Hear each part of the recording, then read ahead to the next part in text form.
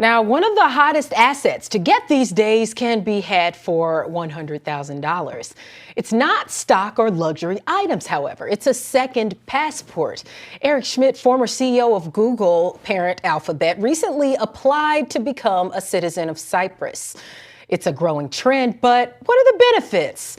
We're joined by Bloomberg's Devin Pendleton, who's been tracking wealth trends during the pandemic. Devin, thank you so much for joining us. Now, this trend predates the pandemic, but what have been some of the things driving this wave this time around? This time around, it really has a lot to do with kind of two things for Americans. One is mobility. So, of course, with all of the lockdowns and all of the travel restrictions we're seeing in countries around the world, it's very hard to fly and get into a country. It's not a straightforward process. Obviously, if you're a citizen, it is much more straightforward. So a lot of very wealthy people are interested in obtaining a passport just to facilitate their travel.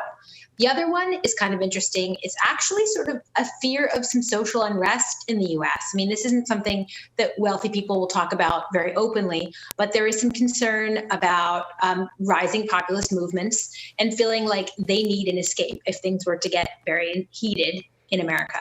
Now, that's interesting. I wonder, though, what are the benefits of having a second passport? The benefits are numerous. I mean, for one, you can travel more easily. You have more investment opportunities. I mean, certain countries have preferential access for certain investments, certain industries to citizens of their own country.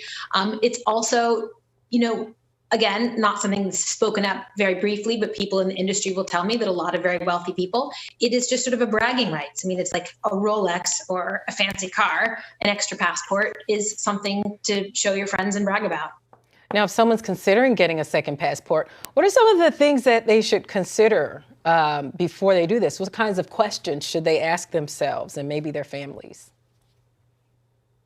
Well, it's an extensive process. I mean, they really, really will check your background very, very, very closely. If they don't, I mean, they're looking for anything which could, obviously, if another country is accepting you as a citizen, they want to make sure that you've got a very clean background. There's no criminal activity. You're going to have references saying positive things about you. And also, it's not a simple transaction. You're not just buying a passport. It's considered an investment. So you need to actually make an investment in a country. It could be investing in a startup, for example. It could be buying commercial real estate. It could be buying just residential real estate. It could be as simple as that. Each country has different rules. But they're going to expect you to commit, and they're probably going to expect you to actually spend some time in the country. Is it a certain amount of years that you've heard that some countries require? No. It usually would be a matter of days. A matter of days. And oftentimes it's quite minimal. Okay. So no, this is really interesting. Something else that I wonder, this has become a whole industry.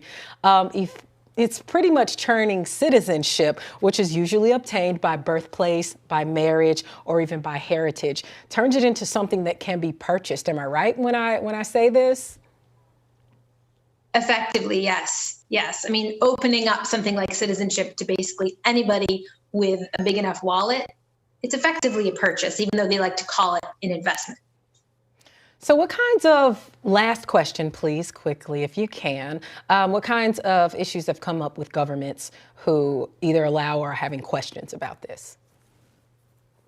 Yeah, so I mentioned the background checks. The countries should be doing rigorous background checks, but sometimes they don't. I mean, for this to be a really valuable program for them, they're going to want to have as many applicants as possible. And sometimes there's been some instances of countries being a little hasty in their background checks. And of course, that's gotten into trouble when this has come to light.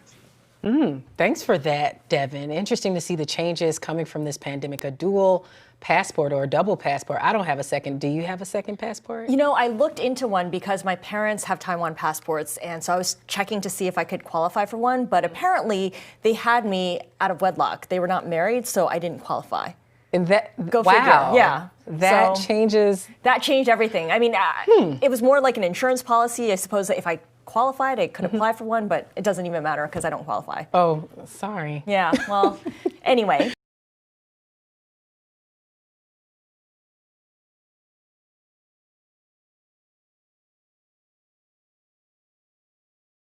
The biggest stories the moment they happen from around the globe. Subscribe to Bloomberg Quick Take now for insight in an instant.